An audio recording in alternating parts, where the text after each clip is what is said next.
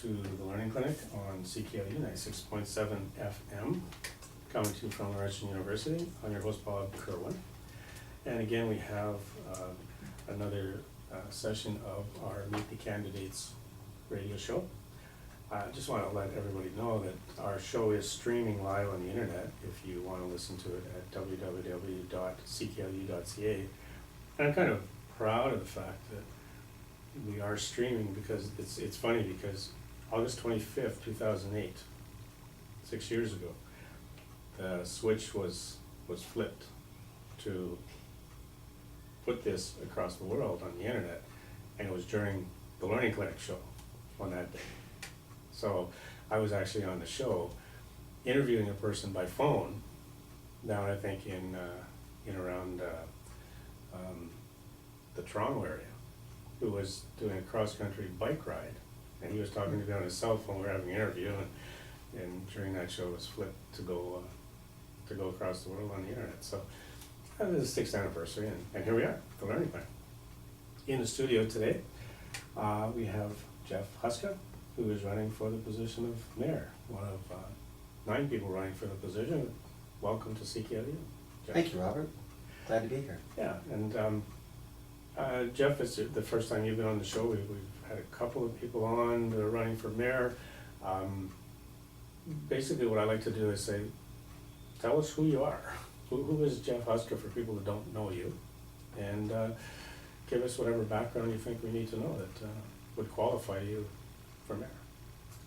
Well, Robert, I'm originally from Sudbury. I grew up in the South End in Robinson. I spent my whole life here, other than 7 years. I went to Cambridge College. I graduated with electronics technology. And then I went to London, Ontario to take biomedical engineering technology, which is the study of medical equipment and how it works with patients and how it's monitored and maintained. Upon graduating in biomed from London, I got a job at the Sick Children's Hospital in Toronto, where I spent the next 6 years working in dialysis with little kids. And I have to tell you, if it wasn't for meeting my wife, I don't think I ever would have left there. What a great place to work. Heartbreaking, but you're really It is. You're really working with people you know what? that need you. That's right, and you realize in life that yours isn't so bad when you see what a lot of these kids go through when you're there. I know. We had one situation where we had to go down there for one of our granddaughters, and when we were down there, it was really major to us. But when we started seeing some of those kids walking around, put everything in perspective. It does. And you know what, we're very fortunate. I mean, the hospital's in Toronto, but it's for everybody. Oh, yeah. And we're very lucky here to have a facility like that in Ontario and Canada. Yeah. You're a helicopter ride away from sick kids, from anywhere. That's right. So anyway, that's good. Sorry. That's sorry okay. to interrupt. That's okay. So when I was working there, I met my wife. She was working across the street at Mount Sinai. And when we decided to get married, we decided that where would be the best place to raise a family. My wife was a graduate from Laurentian University, which at the time I didn't know that. She's originally from St. Catharines. And I had a job opportunity here and one in Oshawa. And when the one came up here in Sudbury, the first thing my wife said to me was, let's go. And I couldn't be happier to be here and to raise my 3 kids here. I have three kids. I have 2 boys, one who's leaving at the end of this week to go to school in Brampton. Okay. That's Jonathan, and I have Patrick, who's going into grade 11. Gotta tell Jonathan to behave. My son's a police officer in Brampton. He better behave, or his dad's maybe one step up on those police officers. And I have Elizabeth, who's 14, who's just going into high school for the grade 9. Like I said, I grew up in Robinson. I grew up at a time where community was a big part of everybody's life. My parents and all the parents in the subdivision, like many subdivisions where you find playgrounds in the city, people got involved. Yeah, it was your turn. Yeah, and that's what my parents taught me. Yeah. My father and many of the people around the neighborhood built Robinson Playground. They were there all the time flooding it. They were there all the time with the carnivals and everything else. And that's what you did as a parent. Yeah. And that's what I try to do with my kids. Yeah, and it's a cycle. And It is. so It really is. We've noticed that on the valley too. I can think 40 years, and yeah, it was our turn. We did it. Now we're looking, saying, well, whose turn is it now? That's right. And you know what? We're lucky to have facilities like that where we have those parks outside. I like it. I like it when my kids get outside. I like it when my kids are out doing things. There's nothing better than meeting other kids and being outside. The fresh air rejuvenates them. Breaks down walls, doesn't it? It sure does. Doesn't matter what school you're going to. No. Doesn't matter what your parent. They're going to pick up a stick and go play ball hockey at the local rink. They don't care where anyone else is from. You're all equal. That's right. I've always been someone who's tried to teach my kids that you have to be involved. I've been involved with playground hockey with my kids because my kids were involved with so many other sports. Skiing, track, soccer, golf, many things. So the playground hockey was what facilitated them allowed to do so many other things because it was only on the weekends that they played hockey. It wasn't a Monday to Sunday event for them. And as time went on and my kids got older, I became more and more involved with things. Not long after we moved here and my first son was born, I got involved with the Kidney Foundation. And then from the Kidney Foundation, I got involved with other things, and then with the Market Square Relocation Committee, I got involved with that, with Market Square here in town. I'm in Board of Directors in United Way. I sit on their board, and I sit on about 5 other of their committees. Did a lot of things with the hospital. I ran a lot of events for the hospital. Got involved there quite a bit. I ran their hospital golf tournament. I took it from 140 golfers to 500 golfers in a year and a half that I started taking over it. Which got everybody involved. Which got everybody forgetting what the day at work was all about. And they could come out and enjoy a great day. Didn't matter which department you were from. Didn't matter. Stress release. Oh, it was. And what was great about it was the golf tournament was usually in June. But from August through to the following April, they talked about it then. When's sign up going to be? When can we get in there? Yeah, it becomes a focal point and something that holds everybody together, something common to hold everybody together. That's right.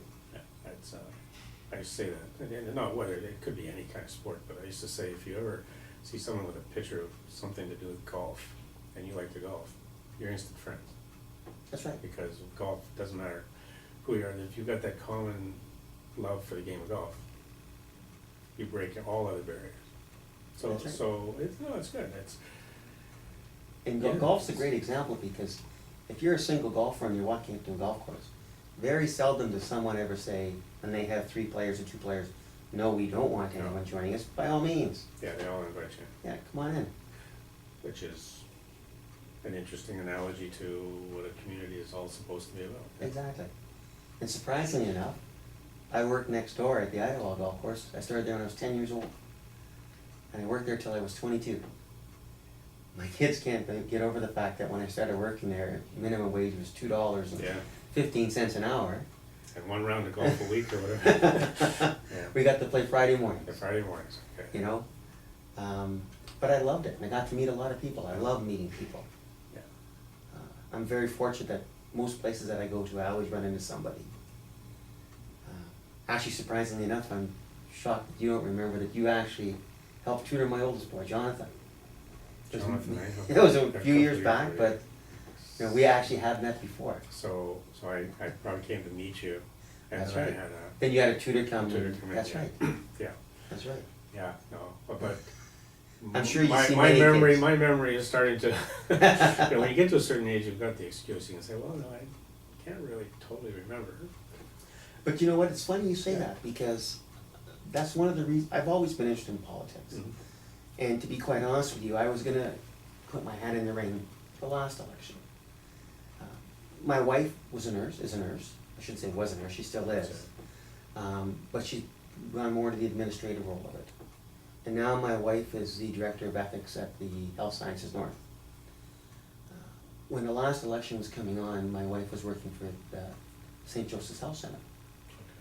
And she was the ethics advisor, and she was going to school at the University of Toronto for the next 2 years to get her master's in bioethics.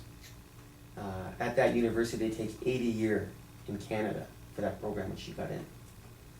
So with my wife away at school, and my kids each 4 years younger, it just wasn't an opportune time to say, you know what, Jeff, let's do this.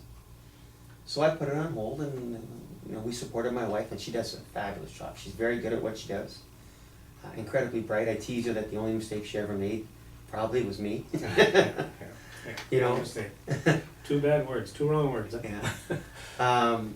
So that's what we did, and as a family, we grouped together and we supported her. And now it's my turn. And being the age that I am, I think I'm in a perfect situation where I can still relate to many people that are older than me and many people that are younger than me. And I think far too often people write off the youth of our city, that they don't really care, when I actually think that they do. I just don't think they find that many people ask them or really want to listen to them. So I imagine youth engagement is a big priority that you're... Well, it is, and I have a few priorities that I like to see move forward, but one of them, I actually sent a press release out about a month ago. It's called the Junior City Council. Okay. And I've spoken to many of the principals across the city, and what I'd like to do is, between the ages of grade 10 and grade 12, I like to hold an election for the first month in school, where each school elects one person to represent that school at City Hall. And then every 2 to 3 weeks, they meet as a junior city council. It would be overseen by the mayor. Same policies, same everything that takes place during a regular council meeting they have to adhere to. So they're getting involved with politics, they're getting involved with their community, they're understanding what municipal politics are all about. And in that time frame, they can talk about issues that involve things their age. There may be bylaws that are outdated that need to be amended. Maybe. Maybe, I'm not saying every... Do you think there may be bylaws that are outdated? Oh, I'm sorry. Exactly. Yeah, we've got a few. And there may be things that they need to see or want to see in our city that someone who's closer to 100 like myself doesn't see it. When they come to this decision of what they want, they will meet, they will make a presentation. If everyone in that junior city council approves of it, then someone from that junior council will then present that at regular council meetings and see if they can get it passed. Yeah. At the end of the year, I'd expect that junior city councilor will go back to their school. There'd be a school auditorium facility that they will meet with the rest of their school, with the mayor, and they discuss what their year was all about. And I think that there's a lot of young future leaders that we have out there that just aren't given that opportunity. Yeah. And from, like I said, from talking to many of the high school principals, they love it. Yeah. Oh no, it's an excellent. I like it because my background is in education, and I know one of the things that I'm planning on doing is there is a student senate. Yes, there is. That exists, and there are representatives from each school that meet several times during the year as a body. And my thinking was that it would be nice to have somebody from council attend, just so that you can even answer questions for them. That would kind of like be a part of what they were doing. So it exists, and kids are starting to get together. They do want to be heard, and that little bit of formality is good because now you've got that link. Because I think we do have to link a little bit more to the education. I think we do too. And those kids, when they go back to their schools, after that first month when they get elected, they represent that school just like a counselor will represent their ward. Yeah. And if students have issues, they will bring it to that representative of that school. Yeah. And it's their responsibility to bring it back to their junior city council. Yeah. And I've explained to these principals that, these kids are going to find out that not everything's going to get passed. Not everything's going to go through. But at least they're understanding the formality of it and the process of it. And who knows, one day one of those kids may be sitting in this chair talking to someone at the other end about what they see for the future of Sudbury that they're running. Yeah, very much like the ward system. Exactly. It's just our school is a little bit bigger. That's right. And we've got more students of different ages. But it'd be nice. So like it'd be nice for us to listen to what they have to say. Yes.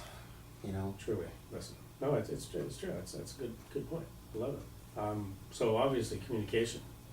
Was a It's huge big part of in yours. what I believe in. My tagline in my campaign is collaborative leadership. I don't claim to know everything, although I tell my wife I do, I tell my kids I do, especially when I think they're in trouble. But I don't know everything, and I do believe in taking the experts in the field and utilizing with their knowledge, and listening, and then taking that information and trying to make the best possible solution we can with what they're telling us. I look at other things that we have in our city. I look at, we talk about the housing market and development in the city and how lately it's talked how it's been down. Well, development charges are a big factor. When you're, Tell me about it, I'm a mortgage agent now, tell me about it. when you're putting in major complexes or businesses, and the dollar value that these people are expected to pay before the shovel hits the ground is difficult. Yeah. I'd like to see those fees, if need be, dispersed over 5 or 10 years. So it's not a big hit right off the bat. And if that business or that building is ever sold, it's like a lien against the facility, and that comes back to the city long before anyone else takes ownership of it. Well, my big thing is, even if the charge stays the same, have it paid on closing, so it becomes part of the mortgage. Exactly. Don't pay it Yeah. up front. But not upfront. It You can't be. You just don't have the money. No. You can pay it at closing, there's no problem. But the development charge, I mean, we could spend a whole show on the development charges.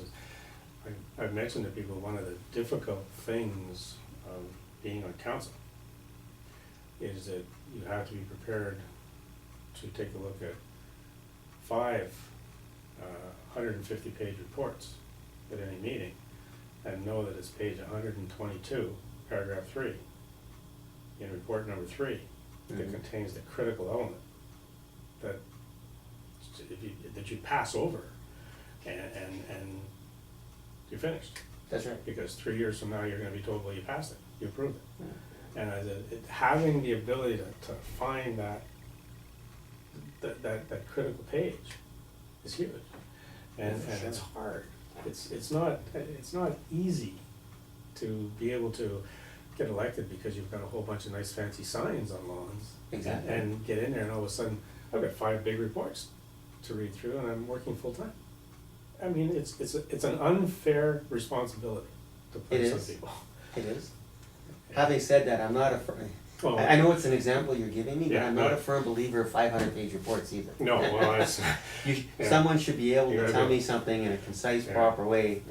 yeah. I have a math background, I know that, I mean, you can make a 500-page report pretty fast if you That's gotta right. put some math into it. That's And, right. But those are the problems that we've got, and it's the, I guess it's the pattern that we've got so far where, I don't wanna get into Maley Drive extension, but the pattern we've got where the $40 million that we put aside for the city of Greater Sudbury, 32 million of it is in future development charge fees. Mhm. And it's like, that's future development charge fees. And that number is creating the 17,000 per home Mhm. number. And so, as long as Maley Drive is a top priority, that $32 million stays on the books, and you have to aim for that 32 million. That's right. As soon as Maley Drive gets taken off the books and said, we're not gonna get the money from everybody else, $32 million of development charge target gets removed. And that average development charge goes down. Good down. So, I mean, and that's on page 148 of the report. So it's like, nobody sees it, or nobody asks the question. And that's just one example, there's so many things, and as a mayor, yeah, you're working full-time, you got a staff, but you got a council coming in that aren't working full-time. That's right. And working, so you're really in a teaching mode as a mayor. You are, and I also think a big part of what the mayor's responsibility is not much different than the lobbyist in the States. The mayor does represent everybody. Yeah. And when issues come up, whether it be for Onaping, whether it be for Skeed, or Cape Pearl, or want a pate, and it's a good idea. The major role of that mayor is to lobby the other councillors to make them understand Yeah. what is important, because as much as someone is voted in for their ward, they still represent the city. And I think part of that has been lost over the years. Well, you're right, I think you're bang on.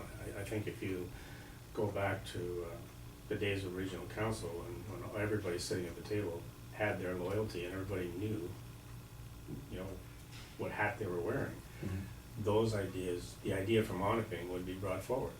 And I think they were quick to see that, hey, that sounds like it would be good for my ward too. That's right. So I think we did have that, even though we had that division, I think the mentality that people brought was, that's a good idea. That's right. I want it for my ward too. So you too? Let's agree to it. And now you started to look at what was good for the entire city. And you didn't have the entire city. You had the regional council. So I think you can work with the system we've got now, with the right frame of mind and the right philosophy. I totally that agree. Spirit, you know, it's And actually, on my webpage, I talk about, it's an analogy that's used quite often. It's the hub, the spokes, and the wheel. And that hub at the axle is the mayor and Tom Davy Square. Mhm. And those spokes are going out to each ward, and on the rim of that wheel is the councillors. And if we work together, that wheel is gonna turn pretty smooth. And the thing that joins the councillors and the mayors are the spokes. Yeah. Try driving a Exactly. bike without the spokes. And you know what, and I also tell people, I find the spokes are the people. Because the people are telling the councillors what they want, and they're telling the mayor what they want, and together they work in unison and everything works out great. Yeah. As soon as that breaks, as soon as there's a break in that spoke or one's missing, Yeah. someone thinks they're gonna go off on their own. Yeah. That wheel doesn't turn as smoothly. And I honestly believe that the people in the city of Greater Sudbury now realize that. And I think they've realized it for a while, and I think that's why you see so many people running in this election, because they want change. Yeah. It's and I hope that people make wise choices, because I mean, wanting change and being able to make it Execute happen, change is a different story. I totally agree. It's not easy. No, it's not. And just to be willing to make change and then get in there and be dealing with, look at what we're facing in December, probably 2 weeks after we get sworn in. The beginning of a budget that says 5%. Yeah, I know. Like, that's what a new council has to face, That's pretty high. and complex. So Yeah. if there are a lot of new people on council, it's gonna be the first budget. That's right. It's gonna be hard. And you know, Hard to figure it out. I don't think I'd ever like to see any type of tax hike No. that goes above the cost of living. I don't think anybody does. And I do believe that that's a difficult thing to attain. I'm not gonna mince words about it. But I also think the city needs to take advantage of what a lot of people in the private sector and even in the charitable sectors are doing right now. Yeah. And that's the shared service model. You know, if you've got departments that have the same basic infrastructure in those departments, but can share secretarial staff, can share office space or whatnot, you know, those all cut dollars back. Yeah. I mean, we have facilities where city employees go to work, where there's 4 or 5 white cars parked in that lot, but they're only taking them to and from their home. Yeah. They're not taking those white cars around the city. Well, maybe we should have 1 white car at that facility or 2, Yeah. and then you take your car to work like I have to and like you have to. Yeah. You know, and all those dollars add up. Oh, absolutely. It's totally. And you've got to find it. So now you've got to have the will to find it. That's right. And that's where, I think that's where the mayor is going to have a huge challenge. I know I've talked to a few people, and I think there's generally agreement that every election is important. But we kind of think that the next 4 years, if we get 4 more years of what we've had over the last little while, we're gonna have trouble getting people like your wife saying, we're going to Sudbury. You're right. And I agree we're with gonna you. have people like you saying, we're leaving Sudbury. I agree with you. And it's critical. I think we are at that critical stage in our history. Well, I have a lot of friends that are my age or a little older who are telling me their kids have graduated from university, have graduated from college, either somewhere else or here. And if they're here, they're looking at leaving. If they're somewhere else, they're looking at not coming back. Yeah. And It's hard to market your city when It you've is. got It those is. people. And as a matter of fact, when people ask me, Jeff, what is the crux of why you really want to do this? And I tell them, it's my 3 children. Yeah. And when I tell them it's mine, I don't literally mean No, just I see. mine, I mean They everybody's. represent the future. But I like my children to have the choice. Yeah. If they want to come back, that they can come back. And I want them to, I think Sudbury is one of the most phenomenal places around. We have 4 great seasons, although the winter was a long one. Mhm. We have, if you love the outdoors, you can't beat it. You really can't. And the old saying, and it's been around forever, that at least as I can remember, is there's nothing like a northerner. Yeah. And if you can raise your family up here, for the most part, you're pretty happy. And your kids turn out great and life goes merrily along. But I'd like to have my kids come back here if they can and spend that with them. I know. Um, Two of mine are gone, and the one that's staying here is a mortgage broker, so I mean, he's looking at expanding to other cities because he can't just. and the city has so much to offer. Yeah. And I want that utilized. Yeah. Interesting, I mean, everything you've just described really kind of confirms what the leisure master plan found with all their survey too, but this Yeah. whole trend now toward families wanting to do things with the family, as opposed to going and being a spectator at an event. That's So right. you've got the walking, you've got the hiking, you've got the skiing, you've got, and going to the playgrounds and parks as a group. You've got this whole trend now that seems to be families saying, well, when we come together, after all going to different schools and different work, we wanna do things together, not go someplace to watch one of them, family members That's do right. something. And I think this whole, I'm watching with interest, this whole move toward nature trails and bike paths and playgrounds, and I'm thinking, that's what people said in the leisure survey. Mm-hmm. That's what they want, that's what they're doing. We really have to pay attention to the fact that this society wants to do things together with their family. What I find surprising is with all the new subdivisions that go up in the city, you don't see new field houses. You don't see areas mandated that have to be allocated to a soccer field, or a baseball diamond, or a hockey rink, Yeah, we're still driving to those things. you know? And as much as kids love playing hockey and lacrosse and love to figure skate and everything else, they still like to go down to the local playground with their Yeah. friends and Yeah.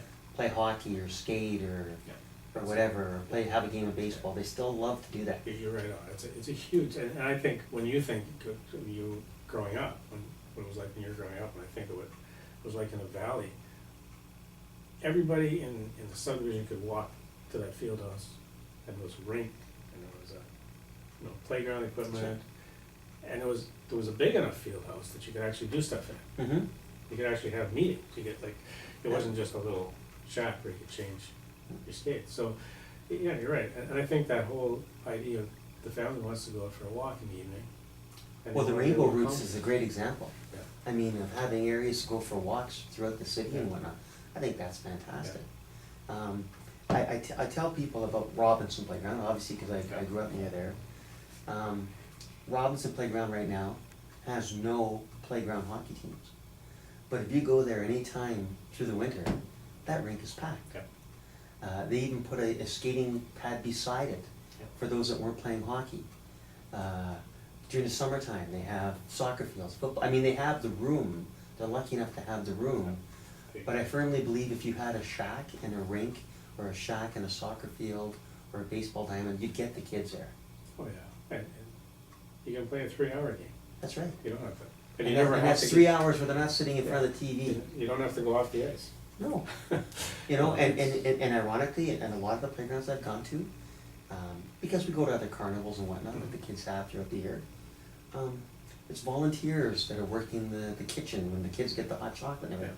There's still people that will do that. Oh, there, There You know? are, yeah, there are It's people just- that want it, they That's wanna do right. that. That's right. And there's nothing better than the fresh air for the kids. No. You So know? it's, I'm glad to hear that, like, no, I think it's a whole change